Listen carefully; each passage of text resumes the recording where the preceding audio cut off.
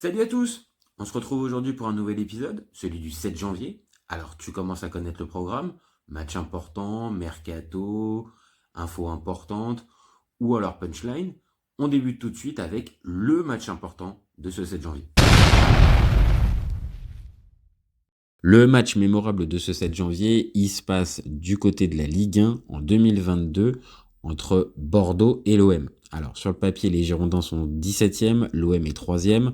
C'est pas un match qui nous excite forcément, mais la série d'invincibilité des Bordelais face à l'OM qui date des années 70 rend ce match forcément un peu plus sexy.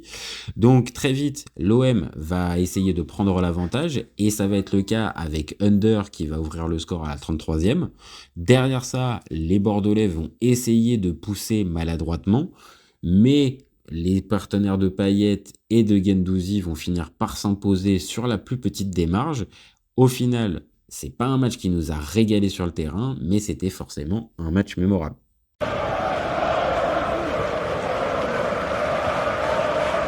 Les autres matchs mémorables de ce 7 janvier, on débute avec 2022, l'opposition entre le Bayern et le Borussia Mönchengladbach. Victoire 2-1 de Gladbach grâce à des buts de Neuhaus et Leiner, alors que Lewandowski avait ouvert le score pour les Bavarois.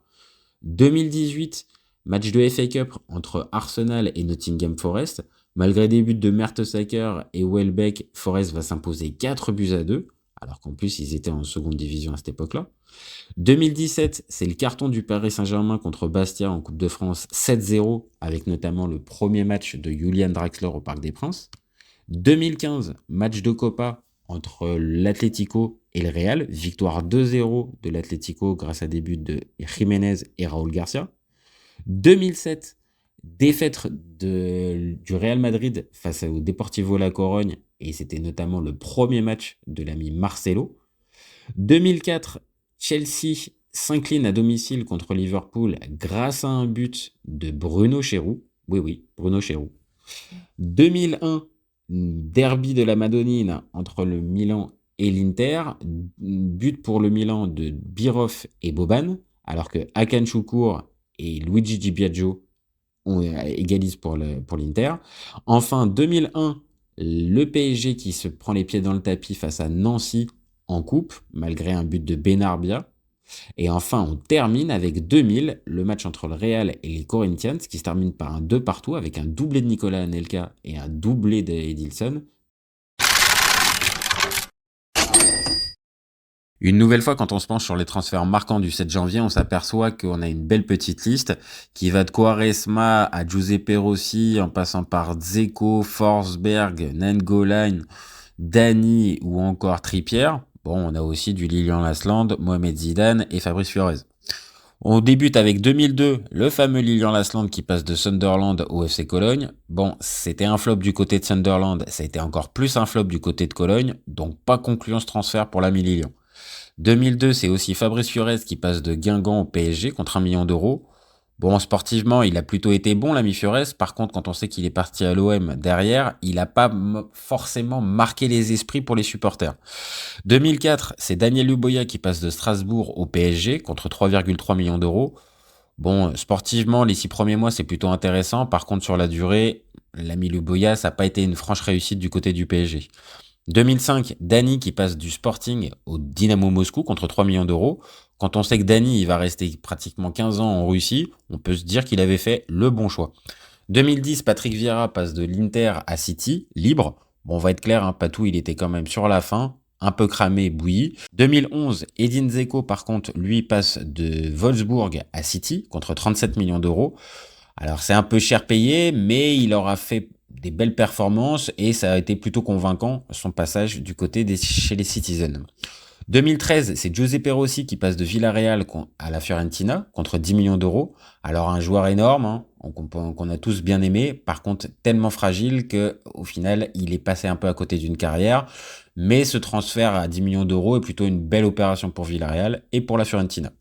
2013, c'est Ricardo Quaresma aussi qui passe de Beşiktaş à Dubaï, libre. Alors ça fait partie des nombreux allers-retours qu'il a fait du côté de Beşiktaş, mais en 2013, il se barrait la première fois, l'ami Quaresma.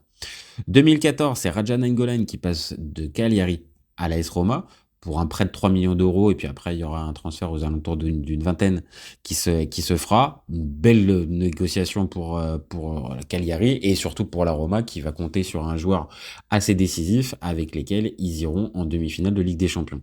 2015, Emil Forsberg passe lui de Malmö à Leipzig contre 3,7 millions d'euros. Alors quand on sait que Forsberg va être un des seuls à rester à Leipzig durant la belle période avec la montée en Bundesliga, on peut se dire là aussi que c'était une très très belle opération pour l'ami Forsberg.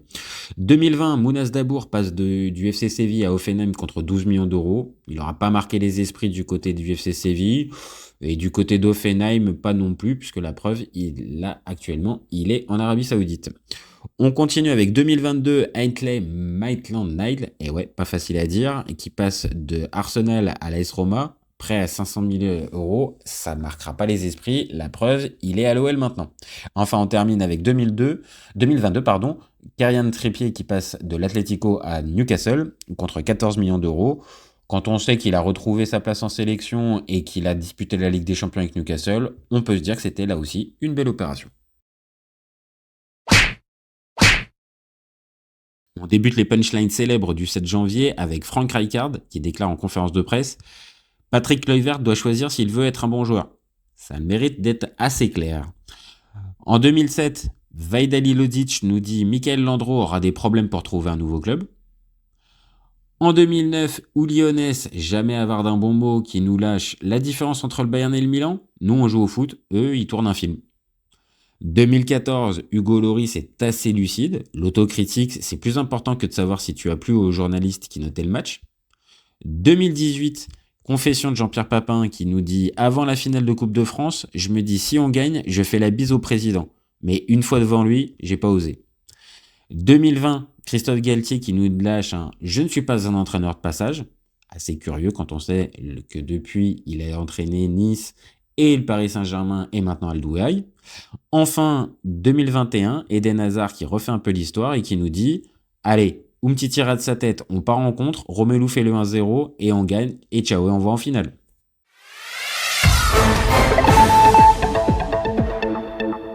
Ça s'est aussi passé le 7 janvier.